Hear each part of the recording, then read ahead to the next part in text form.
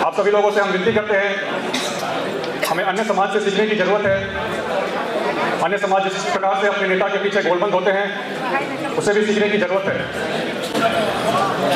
हमारा समाज ना तो अन्य समाज से किसी भी मामले में कभी पीछे था, ना ही कभी आज पीछे है, और नहीं कभी आगे जाकर पीछे रहेगा।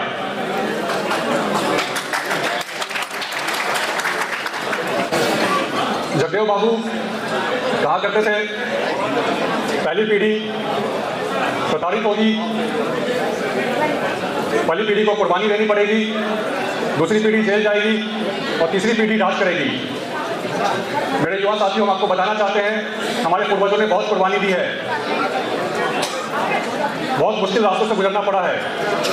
मेरे युवा साथियों, आज हम लोग तीसरी पीढ़ी के प्रतिनिधि के रूप में यहाँ खड़े हैं। अब समय आ गया है, परम आदरणीय बिहार के लोकप्रिय उप मुख्यमंत्री सरदार चौधरी जी भी थे यहाँ पे। अब समय आ गया है कि तीसरी पीढ़ी के प्रतिनिधि के रूप में हमारे राज करने का। अखिल भारतीय कुशवाहा महासभा की ओर से आयोजित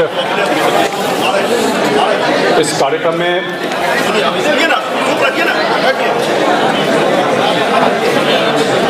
कार्यक्रम की अध्यक्षता कर रहे श्रीमान शंकर मेहता जी,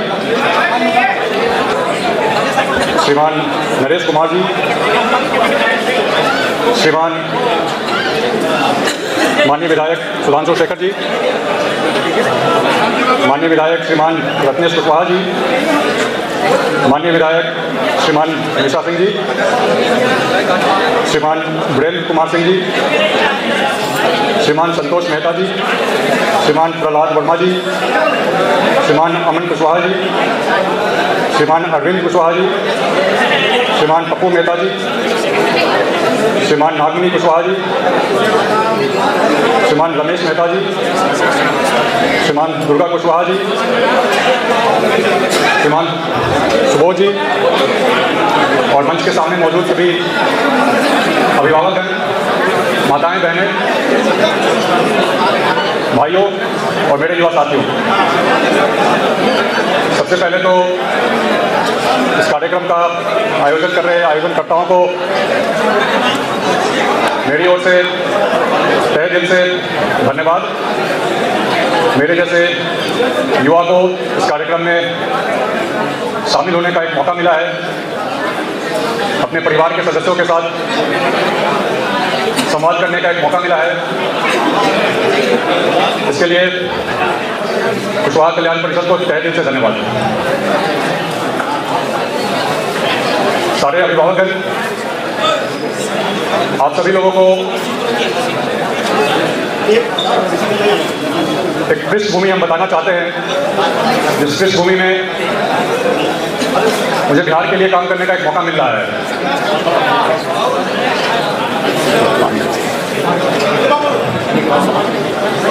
आप सभी लोग समझ रहे होंगे, जिस प्रकार से माननीय प्रधानमंत्री नरेंद्र मोदी जी के नेतृत्व में बिहार ही नहीं पूरा देश एक आर्थिक क्रांति के पथ पर अग्रसर है। बिहार राज्य माननीय मुख्यमंत्री श्रीमान नीतीश कुमार जी के नेतृत्व में जिस तरीके से एक बदलाव आया है 2005 के बाद से, इस बदलाव को अगर हम एक सामाजिक क्रांति का नाम दें तो वो भी कम नहीं होगा।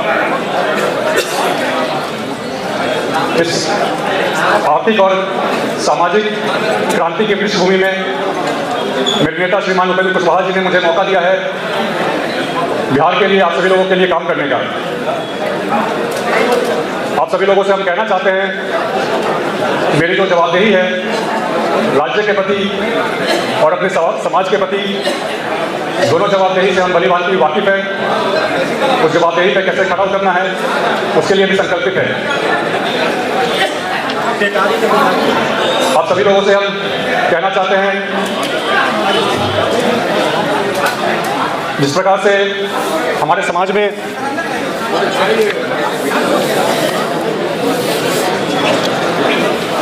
पिछले कुछ दशकों में जिस प्रकार से हमारे समाज के कुछ लोग राज्य की स्तर की राजनीति में सक्रिय हुए हैं, राज्य की स्तर की राजनीति कर रहे हैं, दूसरे समाज से भी लोग कर रहे हैं, लेकिन जब लोग राज्य के स्तर की राजनीति करते हैं तो उनके लिए पूरा राज्य एक समान होता है। अभी पिछले विधानसभा के चुनाव में, माफ़ी चाहेंगे आप लोगों से, लेकिन एक छोटी सी शिकायत भी है मेरे अपने समाज से। आपने देखा होगा जिस प्रकार से श्रीमान लालू प्रसाद यादव जी या उनका पूरा परिवार सदा ही अपने गृह जिला से बाहर चुनाव लड़ते रहा है। आप उदाहरण ले सकते हैं श्रीमान रामविलास पासवान जी का। वो स्वयं भी और उनका पूरा परिवार भी अपने गृह जिला से बाहर ही हमेशा चुनाव लड़ते रहा है। हमेशा ही उनको उनके समाज का सहयोग मिला है। कभी भी उनके इस निर्णय की कि वो अपने गृह जिला से बाहर जाकर चुनाव लड़ रहे हैं, इसका विरोध उनके समाज ने कभी किया नहीं। लेकिन दुर्भाग्य रहा पिछले विधानसभा चुनाव में कि अपने समाज के ही कुछ लोगों का विरोध झेलना पड़ा, इस बात को लेकर के कि गृह जिला से बाहर जाकर के उपेंद्र कुशवाहा जी कहीं चुनाव लड़ रहे थे। जब इस तरीके का विरोध का सामना करना पड़ता है तो जो कोशिश होती है राज्य स्तर की राजनीति करने की, उस कोशिश में कहीं ना कहीं ठेस पहुंचती है। वो कोशिश कहीं ना कहीं कमजोर पड़ती है। आप सभी लोगों से हम विनती करते हैं, हमें अन्य समाज से सीखने की जरूरत है। अन्य समाज जिस प्रकार से अपने नेता के पीछे गोलबंद होते हैं, उसे भी सीखने की जरूरत है। हमारा समाज ना तो अन्य समाज से किसी भी मामले में कभी पीछे था, ना ही कभी आज पीछे है, और नहीं कभी आगे जाकर पीछे रहेगा।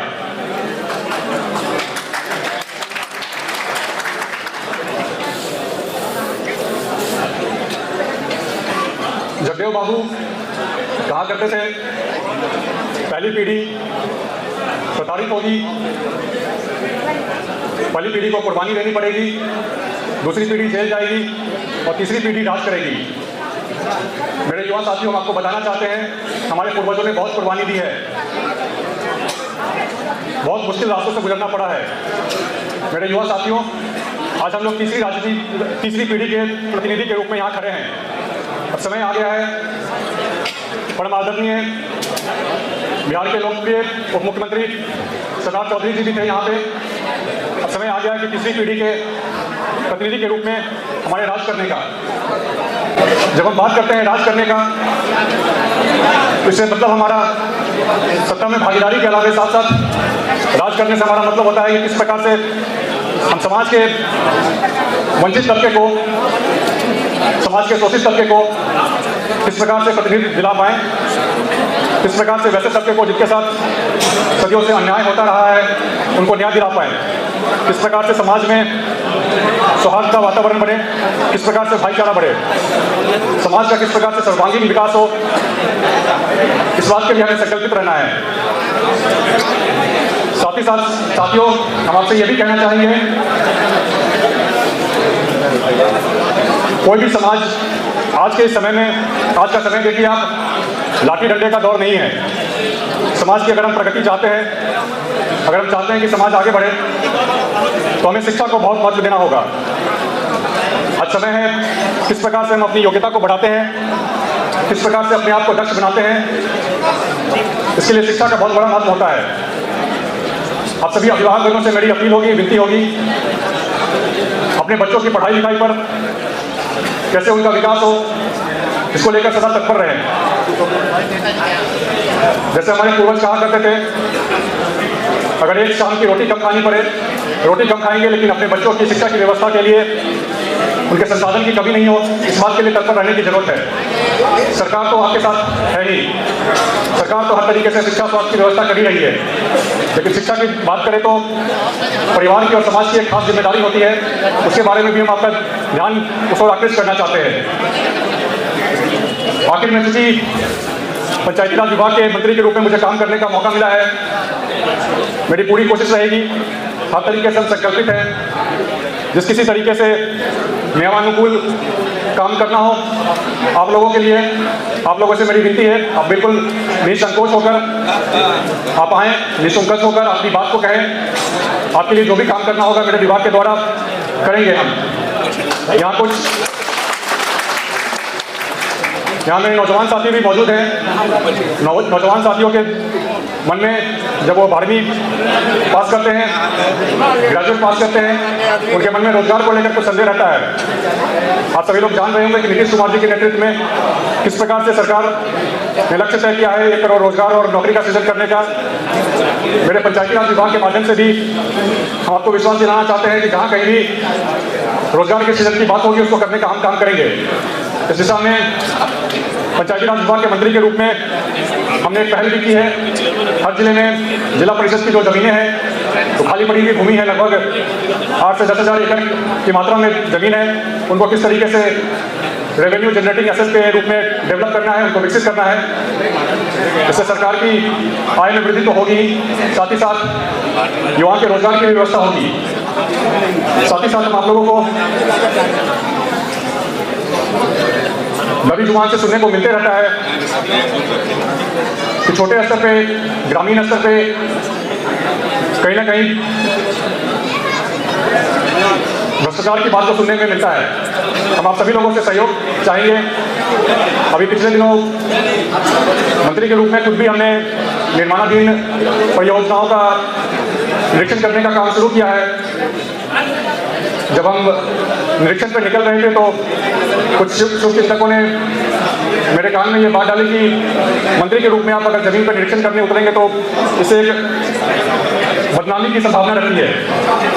बात मेरे पहले समझ में आई नहीं कि मंत्री एक अपने विभाग की परियोजना का निरीक्षण करने के लिए जा रहा है, तो उससे बदनामी की क्या संभावना हो सकती है। लोगों से और पूछने में पता चला कि निरीक्षण के नाम पे कुछ अधिकारीगण, कुछ कर्मीगण धन की उगाही का भी काम करते हैं। पहले तो सुन के मुझे काफ़ी विचित्र लगा, लेकिन बात फिर समझ में आई। आप सभी लोगों को इस मंच के माध्यम से हम बताना चाहते हैं, जहाँ कहीं भी मेरे विभाग से संबंधित या अन्य किसी विभाग से संबंधित किसी भी प्रकार के भ्रष्टाचार की बात हो, धन की उगाही की बात हो, किसी अधिकारी के द्वारा, किसी कर्मी के द्वारा, या स्वयं मेरा भी नाम लेकर अगर ऐसा कोई करने की कोशिश करे तो आप मुझसे संपर्क कीजिए, इसकी सूचना मुझे दीजिए। आपको विश्वास दिलाना चाहते हैं उस व्यक्ति के विरुद्ध कानून के अंदर जो भी कड़ी से कड़ी कार्रवाई की व्यवस्था होगी, जिसका भी प्रावधान होगा वो किया जाएगा। आप सभी लोगों को एक बार फिर से हम धन्यवाद देते हैं। आप सभी लोगों से संवाद करने का मौका